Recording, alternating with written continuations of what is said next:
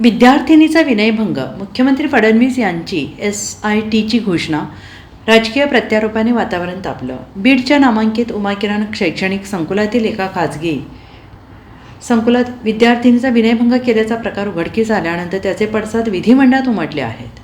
या संदर्भात विधिमंडळात राजकीय प्रत्यारोप झाल्यानंतर उपमुख्यमंत्री देवेंद्र फडणवीस यांनी या प्रकरणात SIT मार्फत चौकशी करण्याची घोषणा केली आहे.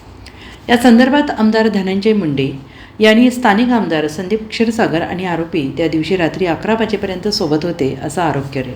त्यांची चौकशी करण्याची मागणी केली आहे. बीडच्या उमाकिरण शैक्षणिक संकुलातील एका खाजगी क्लासेसमध्ये जुलै 2024 ते 25 मे 2025पर्यंत एका अल्पवयीन विद्यार्थिनीचा विनयभंग झाला. पीडितेने शिवाजीनगर पोलिसात 26 जून 2025 रोजी तक्रार दिली. तक्रार दाखल झाल्यानंतर या प्रकरणात पोक्सो अंतर्गत गुन्हा दाखल करण्यात आलेला आहे. या प्रकरणातील आरोपी प्रशांत खाटोकर आणि विजय पवार हे दोघे फरार झाले होते. त्यानंतर 28 जून रोजी विजय पवारला आणि प्रशांत खाटोकर याला स्थानिक गुन्हे शाखेने ताब्यात घेतलं. 29 जून रोजी बीड जिल्हा न्यायालयाने आरोपींना 2 दिवसांची पोलीस कोठडी सुनावली. त्यानंतर याच दिवशी सायंकाळी आमदार धनंजय मुंडे यांनी पीडित कुटुंबाची भेट घेत रात्री 8:30 पत्रकार परिषद घेऊन आमदार क्षीरसागर यांच्यावर आरोप केले आहेत. अध्यक्ष महोदय, सन्माननीय सदस्य चेतन तुपे साहेबांनी बीडमध्ये घडलेल्या एका अतिशय गंभीर घटनेच्या संदर्भातला मुद्दा या ठिकाणी उपस्थित केलेला आहे. खरं तर ही खरोखर अतिशय गंभीर अशा प्रकारची घटना आहे. कोचिंग क्लासच्या माध्यमातून येणाऱ्या मुलींचं लैंगिक शोषण करण्याची घटना ही समोर आलेली आहे आणि त्यातल्या एका मुलीने आणि तिच्या आईने हिमतीने या प्रकरणामध्ये गुन्हा नोंदवल्यामुळे याची वस्तुस्थिती बाहेर आली. पॉक्सो कायद्याखाली तो गुन्हा नोंदवण्यात आला आहे.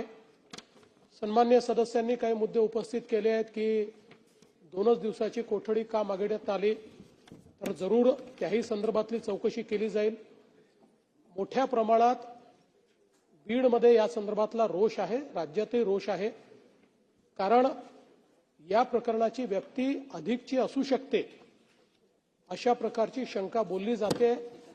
एक मुलगी हिमतीनं समोर आली, पण अशा अनेक किती मुलींसोबत त्या ठिकाणी असा व्यवहार झालेला आहे असंही प्रश्नचिन्ह निर्माण होत आहे.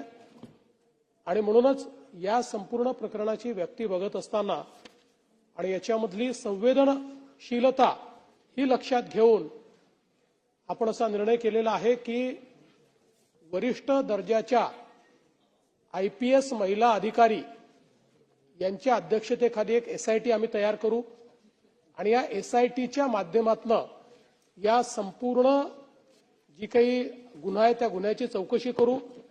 याची व्यक्ती कुठपर्यंत आहे, कोणाचा वरदहस्त आहे का, कोणी याला राजकीय दृष्ट्या, सामाजिक दृष्ट्या, अजून कुठल्या दृष्ट्या वेगवेगळी वळणं देता आहे का, अशा प्रकारचाही त्याच्यामध्ये प्रयत्न आपला असेल.